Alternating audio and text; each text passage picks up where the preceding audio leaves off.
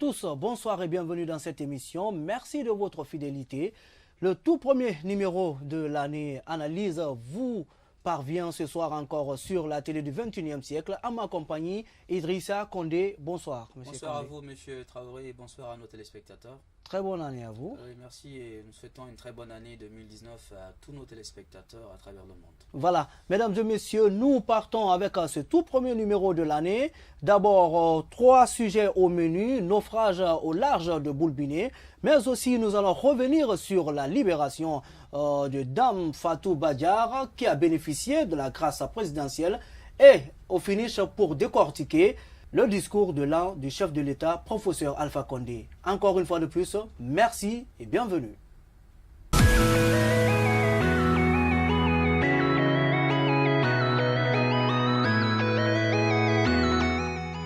Voilà, de retour sur ce plateau, nous partons avec le tout premier sujet, un naufrage au large du Boulbiné. Encore un bateau qui part, on nous parlerait déjà d'un bilan provisoire de plusieurs personnes blessées, d'autres personnes disparues, mais aussi deux déjà qui sont mortes dans ce naufrage. Et aujourd'hui, on parlerait même, selon les informations, l'une des victimes serait le commandant de bord de cette pirogue. Dites-nous aujourd'hui, qu'est-ce qui doit être fait justement dans ce sens quand on sait bien que l'année commence, mais aujourd'hui on se poserait la question autour de beaucoup de paramètres parce qu'il y a quand même des gens qui étaient dans ces barques et dans cette barque qui ne portaient pas de gilet de sécurité. Oui, ça renvoie à la question de la sécurité maritime dans notre pays. Vous savez qu'il y a une préfecture maritime qui a été créée, mais on n'a pas mis en place d'instruments de gestion de la sécurité maritime pour les fêtes de fin d'année. Et le dispositif, de mon point de vue, a failli dans son exécution. Il faut peut-être rappeler qu'aujourd'hui, nous avons des pirogues qui font la navette entre Boulbiné et les îles de Los.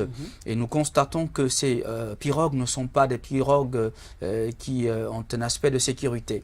Et il est à rappeler que, d'après les communications faites par le ministère de la Pêche et le ministère de la Sécurité, ainsi que la préfecture maritime, c'est que le bateau, la petite pirogue qui a justement chaviré était une pirogue de pêche et qui n'était pas destinée au transport justement des personnes et des biens. Donc il faut déjà mettre un accent particulier sur la sécurité des personnes. Qu'est-ce qui expliquerait ça? Parce que déjà, disons, cette pirogue est enregistrée du côté de Coléa, au débarcadère de Coléa, il faut se et demander... qui se retrouve à Boulbiné pour transporter des personnes, pendant que c'est une pirogue qui est exclusivement réservée, immatriculée, dans le cadre de la pêche artisanale. Mais justement, ça veut dire qu'il y a un dysfonctionnement en termes de sécurité maritime et qu'il est de la responsabilité de la préfecture maritime de veiller à ce qu'on fasse la distinction entre les pirogues qui font le transport des personnes et les pirogues qui font le transport des marchandises. Oui, vous parlez de la préfecture, mais au-delà de cette préfecture, il y a l'Agence nationale de navigation maritime qui existe, l'ANAM, et qui, ma foi, enregistre à chaque embarquement et à chaque débarquement, disons, les passagers et tout ce qui en tout cas est fait, en tout cas qui est transporté par voie maritime. L'agence nationale est là pour contrôler cela, et l'agence nationale a encore cette autre responsabilité, c'est justement d'informer en temps réel les différents navigateurs par rapport au météo aujourd'hui. Justement, il y a une chaîne de responsabilité à situer dans ce qui se passe justement sur le littoral en ce moment avec l'insécurité maritime. Je regrette sincèrement le cas de décès enregistré, mais ça veut dire que notre pays n'est pas encore un pays qui met un accent particulier sur la sécurité navale. Il est très important que nous ayons une sécurité navale et qu'on ait une sécurité maritime qui prenne en considération à la fois la distinction entre la sécurité des personnes et la sécurité des marchandises. Pour l'instant, on a l'impression que tout le monde se met dans les pirogues, à la fois les personnes, mais également les marchandises, et on ne prête pas trop attention justement à l'incident que cela pourrait avoir justement sur la sécurité des personnes. Donc il faut que le gouvernement, je parle bien de la préfecture maritime, mais également de l'agence qu'on appelle la société navale guinéenne et des autres instruments connexes de protection.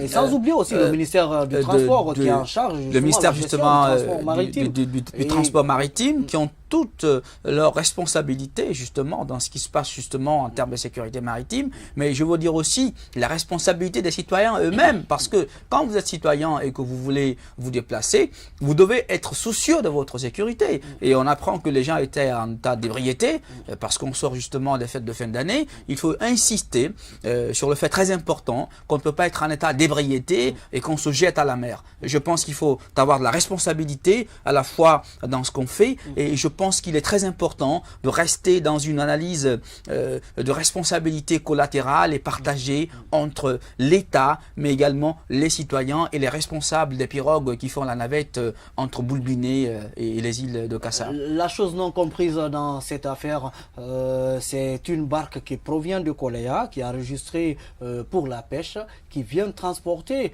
disons, des personnes destination Boulbiné, alors que généralement on a toujours assisté à l'existence de c'est dans des ordres permanents, M. Traoré. Oui, des pirogues au niveau de Cassa, au niveau des îles de l'Os qui transportent tous les jours les gens. Pourquoi pas ces pirogues et une pirogue qui vient de Koléa, qui est immatriculée pour la pêche, qui vient transporter des gens?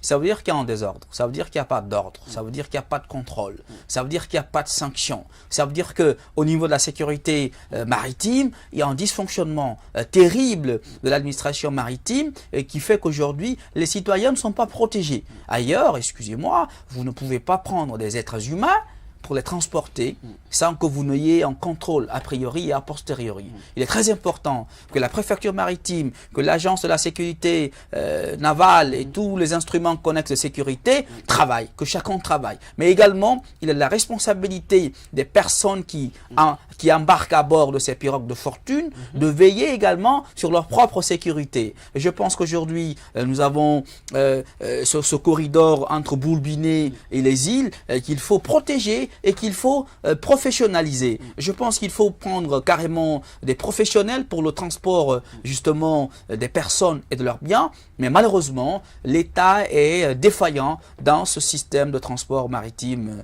C'est triste et c'est dommage pour notre pays. Voilà, mesdames et messieurs, toujours dans votre émission Analyse sur la télé du 21e siècle, nous changeons à présent de sujet pour parler de l'affaire Fatou Badiar qui bénéficie finalement de la grâce présidentielle. Cette nouvelle de libération a été vivement saluée par de nombreux citoyens, mais aussi elle a été accueillie dans l'allégresse par, disons, le collectif d'avocats qui défendait cette dame. Elle aurait fait plus de 7 ans, voire 8 ans déjà en prison depuis l'affaire de l'attaque du domicile privé du président de la République.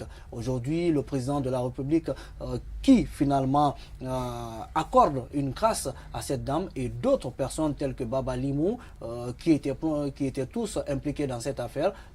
Qu'est-ce que cela ramène comme message auprès du peuple? C'est un message fort de réconciliation nationale, d'unité nationale, mais également c'est un accent particulier qui est mis sur les droits de l'homme.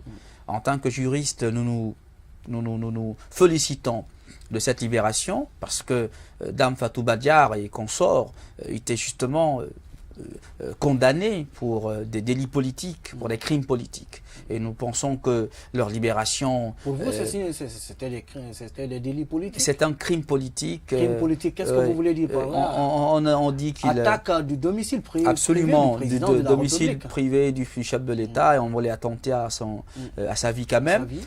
Bon, la justice a rendu une décision. Nous ne sommes pas dans les secrets pour décortiquer ce qui s'est passé. Mais ce qu'on peut dire, c'est qu'en termes d'analyse aujourd'hui, en 2019, c'est une décrispation politique, c'est un signe fort, c'est un signal fort justement de la volonté du gouvernement, du président de la République lui-même, de faire un geste en ce qui concerne les droits de l'homme, mais justement en ce qui concerne les droits de la femme, parce que c'est une femme.